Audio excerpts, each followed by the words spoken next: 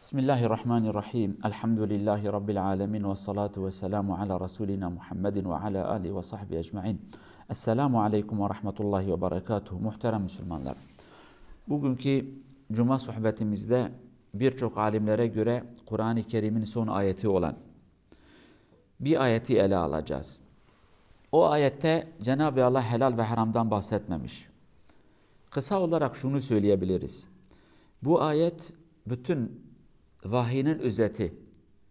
Bu kadar peygamberin gelme hikmetinin özetidir. O ayette şudur. Bakara suresi ayet 181. Euzu billahi mineşşeytanirracim. وَاتَّقُوا يَوْمًا تُرْجَعُونَ ف۪يهِ اِلَى اللّٰهِ ثُمَّ تُوَفَّى كُلُّ نَفْسٍ مَا كَسَبَتْ وَهُمْ لَا يُظْلَمُونَ.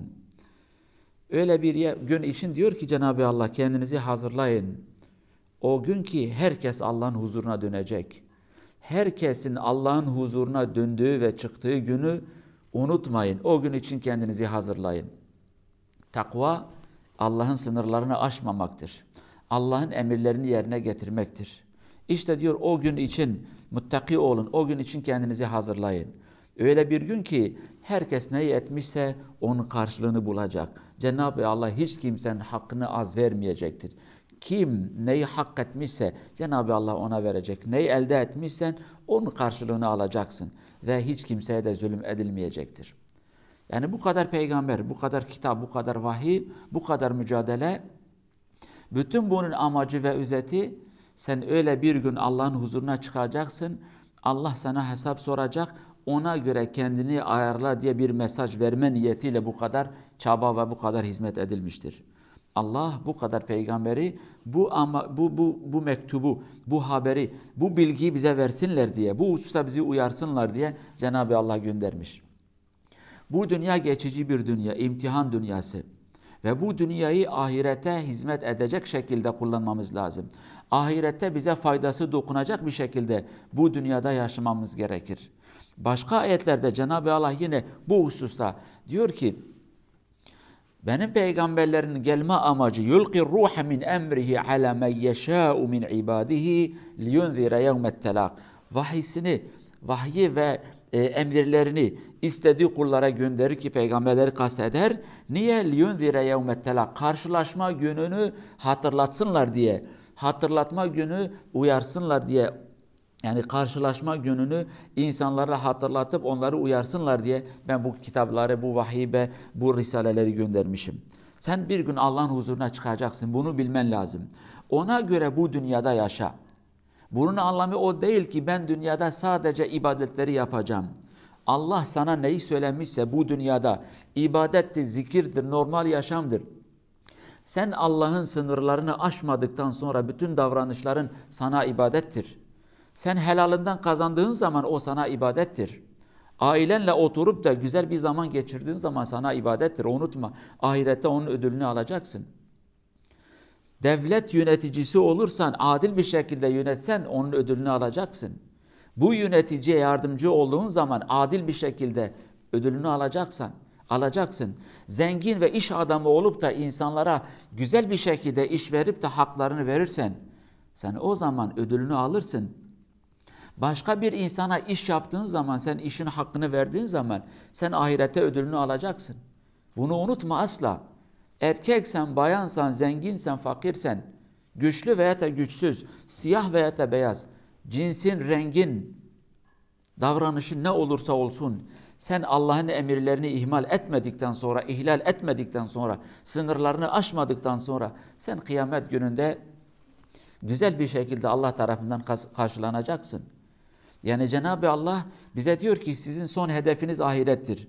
Son hedefte güzel olmak için, iyi bir hayatı elde etmek için, rahat bir hesabı görmek için bu dünyada şu şekilde yaşamanız lazım. Zulüm etmeyin, vicdansız olmayın, haram yemeyin, iftira etmeyin, Rabbinizi ihmal etmeyin, unutmayın, ona karşı çıkmayın, isyan etmeyin. Kul hakkı, Allah hakkı, insan hakkı, hangi aşama, hangi hak olursa olsun bunları ihmal etmeyin.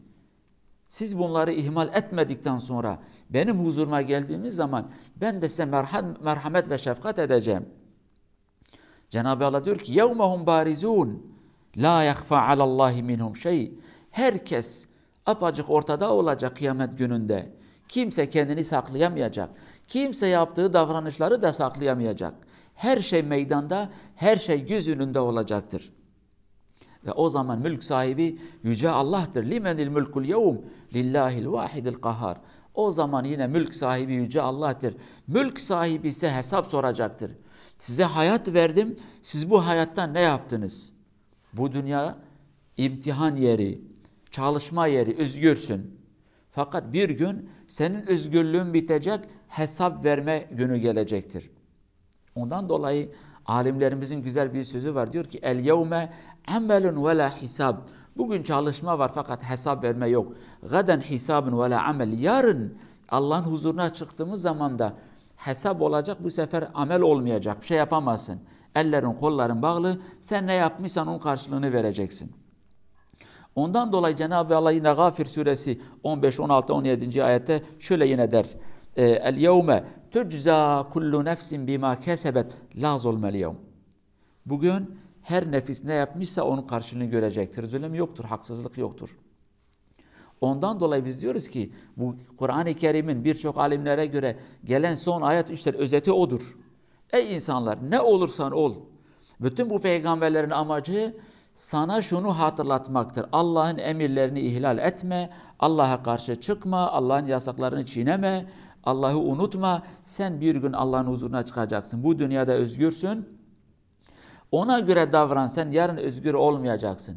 Bugün sana hesap sorulmazsa yarın sana bu hesap sorulacaktır. Sen ona göre kendini ayarla ve ona göre kendini hazır et. Ne kadar güzel bir... Bak bu ayette helal ve haram meselesi yoktur. Şu helaldir, şu haramdır, bunu yapın, bunu yapmayın değil.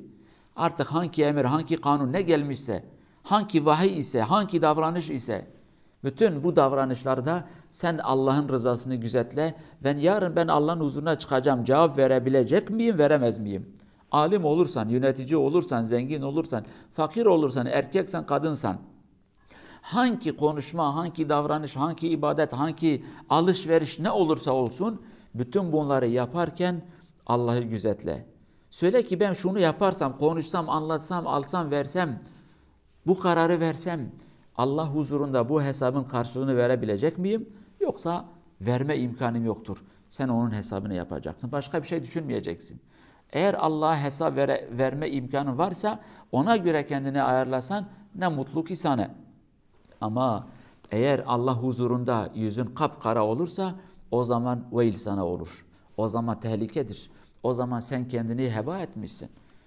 Kendini nefsine satmışsın. Kendini şeytanına satmışsın.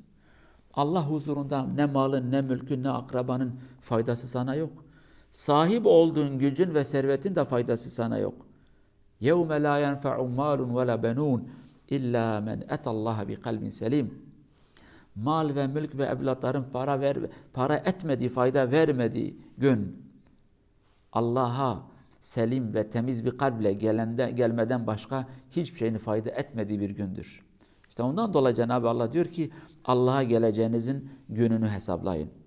Cenab-ı Allah o güne yönelik, o günde güzel olmak niyetiyle bize bu dünyada imanı, feraseti, fehmi, ibadeti nasip etsin. O güne göre inşallah biz kendimizi ayarlar, o güne göre davranırız. Cenab-ı Allah kıyamet gününde yüzümüzü ak çıkarsın. Bizi salih olan kullarıyla eylesin. Bu dünyada Cenab-ı Allah imanlı bir hayatı bize nasip etsin ve imanlı bir ölümü nasip etsin. Bugünün hürmetine Yüce Allah'tan dileğimiz odur ki bütün hastalarımıza şifa, vefat edenlere rahmet, hayatta olanlara sağlık ve selameti Yüce Allah nasip etsin. Her kazadan ve beladan bizi muhafaza etsin. Başka bir sohbette görüşmek üzere. Allah'a emanet olun ve selamu aleyküm ve rahmetullahi ve berekatuhu.